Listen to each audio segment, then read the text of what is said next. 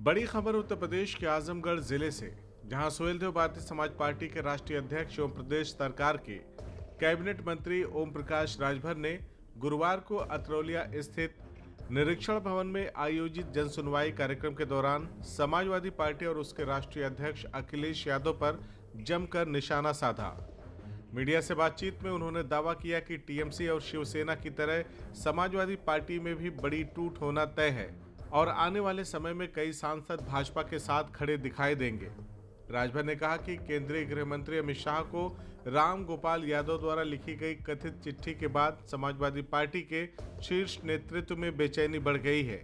उन्होंने आरोप लगाया कि खनन घोटाले और गोमती रिवर फ्रंट जैसे मामलों में केंद्रीय एजेंसियों की जांच का डर सपा नेताओं को परेशान कर रहा है। साथ ही उन्होंने भाजपा नेता केशव प्रसाद मौर्य के उस बयान का भी उल्लेख किया जिसमें सपा के कई सांसदों के भाजपा के संपर्क में होने की बात कही गई थी। लखनऊ में आयोजित समाजवादी पार्टी के ब्राह्मण सम्मेलन पर तंज कसते हुए ओम प्रकाश राजभर ने कहा, देश में सबसे अधिक विद्वान ब्राह्मण समाज है, अब अहीर ब्राह्मण को समझाएगा क्या।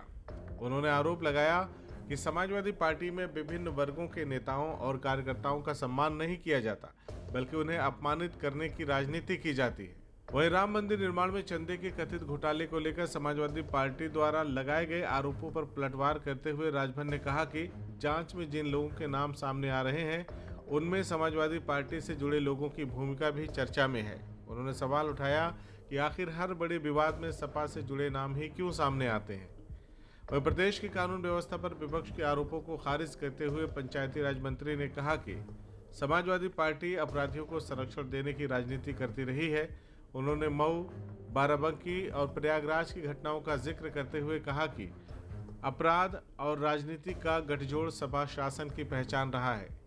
हाल ही में दिए गए अपने गढ़ को गढ़ी बना देंगे वाले बयान पर सफाई देते हुए राजभर ने कहा कि उनका आशय समाजवादी पार्टी की राजनीतिक किले को ध्वस्त करने से था। उन्होंने दावा किया कि वर्तमान सरकार ने पूर्वांचल में विकास के नए आयाम स्थापित किए हैं और महाराजा सुहेलदेव राज्य विश्वविद्यालय व मेडिकल कॉलेज जैसे संस्थानों की स्थापना कर वह कार्य किए हैं जो पिछली सरकारें वर्षों में नहीं कर सकी। वहीं अखिलेश यादव द्वारा भाजपा के लिए पैरवी करने के आरोपों को भी राजभर ने सिरे से खारिज किया। उन्होंने कहा कि लोकसभा चुनाव में उन्होंने भीषण गर्मी के बावजूद सपा प्रत्याशी धर्मेंद्र यादव के समर्थन में प्रचार किया, जबकि अखिलेश यादव स्वयं उतने सक्रिय नहीं रहे। उन्होंने आरोप लगाया कि उनकी राजनीतिक ताकत को नज़रअंदाज किया गया और अपमानित किए जाने के कारण उन्होंने अलग राजनीतिक राह चुन ली। साथ ही राजभर ने दावा किया कि आने वाले दिनों में प्रदेश की राजनीति में बड़े बदलाव देखने को मिलेंगे और समाजवादी पार्टी के भीतर का असंतोष खुलकर सामने आएगा। आपने एक वीडियो देखा होगा, राम गोपाल जी ने एक चिट्ठी केंद्रीय गृह मंत्री माननीय अमित शाह जी को दिया। उस चिट्ठी का खुलासा आज तक लोग नहीं कर पाए।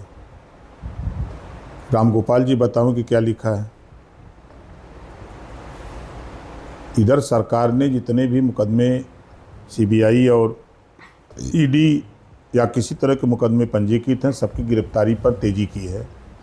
इसको लेकर भयभीत हो गए समाजवादी पार्टी का कुनबा, खासतौर से अखिलेश जी का परिवार, क्योंकि खनन घोटाले में गायत्री प्रजापति और अखिलेश जी का नाम है। गायत्री प्रजापति जेल में है, अखिलेश जी बाहर। गोमती रिवर फ्रंट आप देख रहे हैं, उसमें राम गोपाल जी के बेटे का नाम, शिवपाल जी और उनके बेटे परिवार का नाम।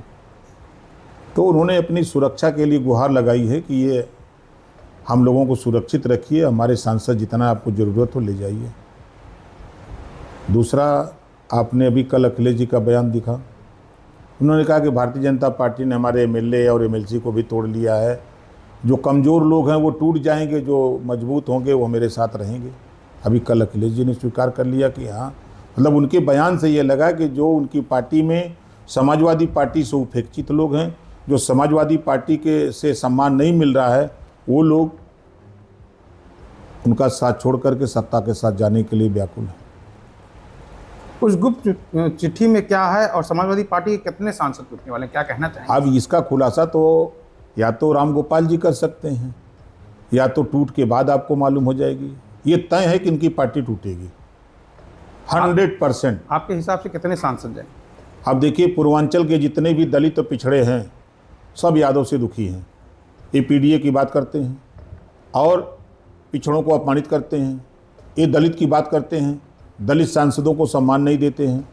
तो ये नौजवान हैं और ये अपने सम्मान के भूखे लोग हैं कि हम सांसद बने तो हमें सांसद का सम्मान मिलना चाहिए, लेकिन समाजवादी पार्टी में उनको सांसद का सम्मान नहीं मिल रहा है। इस नाते पूर्वांचल के कई सांसद, दलित सांसद, पिछड़े सांसद ये भारतीय जनता पार्टी के संपर्क में हैं, सिफारिश कर रहे हैं कि हमको ले लीजिए, हमको ले लीजिए, जिसका खुलासा माननीय केशव प्रसाद मौर्य जी ने भी कहा कि 20 से 25 सांसद तो उनके यहाँ संपर्क में हैं कि हमको ज्वाइन करा दीजिए, लेकिन वो मन तैयार नहीं है। उन्होंने भी स्वीकार किया। तो कहीं ना कहीं देखिए धुआं उठा है, तो कहीं ना कहीं तो आप एक बलिया की भी बात कर रहे हैं कि बलिया से कोई भाई कल ब्राह्मण सम्मेलन में जिस तरह नाराज होकर के बलिया के सांसद चले गए उठ के, आप सम्मान देने की बजाय जो अपमानित कर रहे हो बुला करके, तो क्या करेंगे?